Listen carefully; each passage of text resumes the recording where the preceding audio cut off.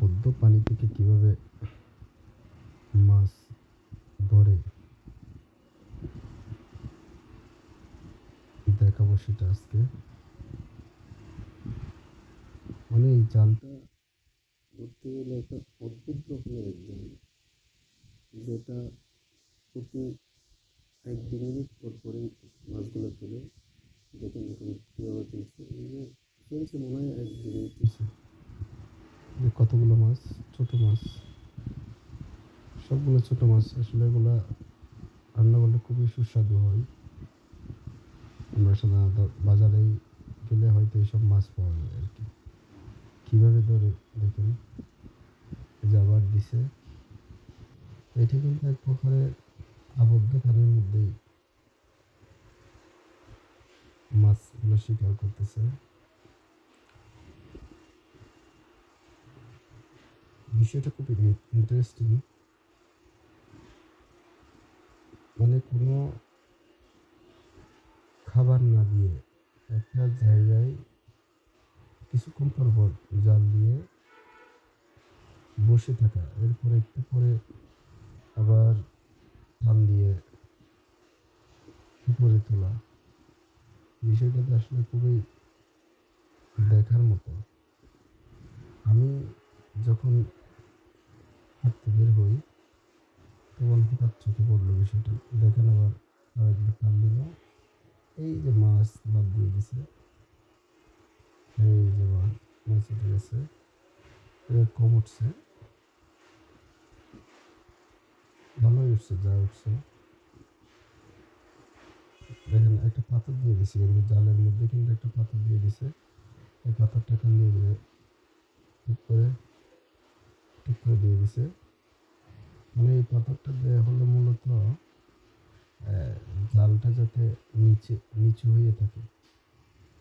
ওরা একটু পরে দেখলাম যে আবার কিছু কুড়া নিয়ে আসছে, কুড়া দিয়ে মনে হয় এরা ওইখানের উপরে মনে হয় কুড়া দিয়ে দিবে। যখন বিকেলবেলা ঘুরতে বের হলাম তখন দেখতেছি কিছু সংখ্যক লোক মাছ শিকার করতেছে, তাও এই অদ্ভুত জাল দিয়ে। মানে যখন বিকালে ঘুরতে বের হই তখন বিভিন্ন জিনিসই দেখা যায়। এরকম এই দেখেন মাছ এবার ভালো উঠছে, বড় বড় উঠছে। আর অদ্ভুত না, একটা জায়গায় কিছুক্ষণ পর পর ইয়া দিয়ে এবার বড় উঠছে মাছ,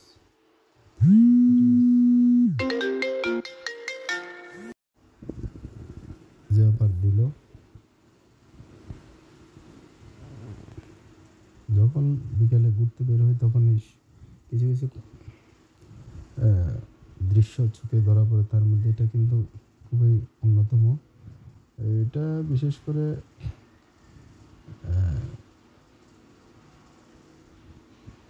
আপনার উত্তরাঞ্চলে বেশি দেখা যায়। খুবই ইন্টারেস্টিং জাল। আমি যখন দিনাজপুরের ওদিকে ছিলাম তখন দেখতাম এই জালগুলা। এখন ভৈরবের এদিকে দেখি এই জালগুলা এদিকেও আছে।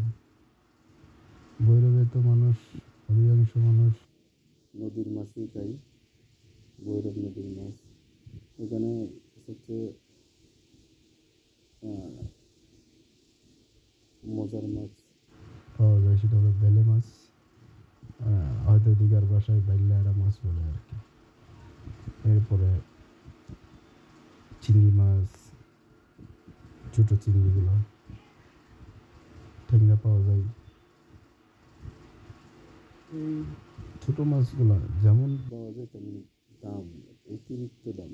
এখানকার যে মাছের যে দাম, তো কোথায় আছে না, লেবু তলে লেবুর দাম বেশি। লেবু যেখানে উৎপন্ন হয় সেখানেই দাম বেশি।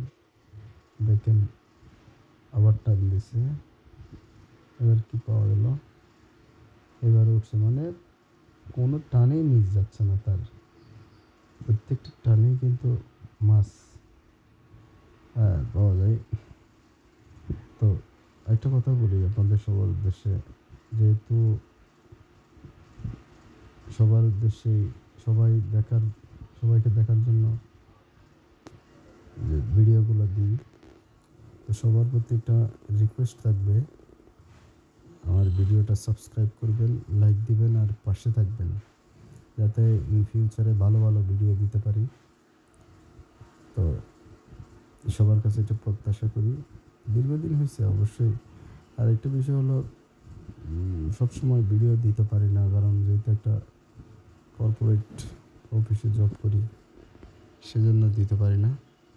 তো সবার কাছে একটাই অনুরোধ থাকবে, সবাই সাবস্ক্রাইব করবেন, ফলো করবেন, কমেন্ট করবেন, শেয়ার করবেন, পাশে থাকবেন।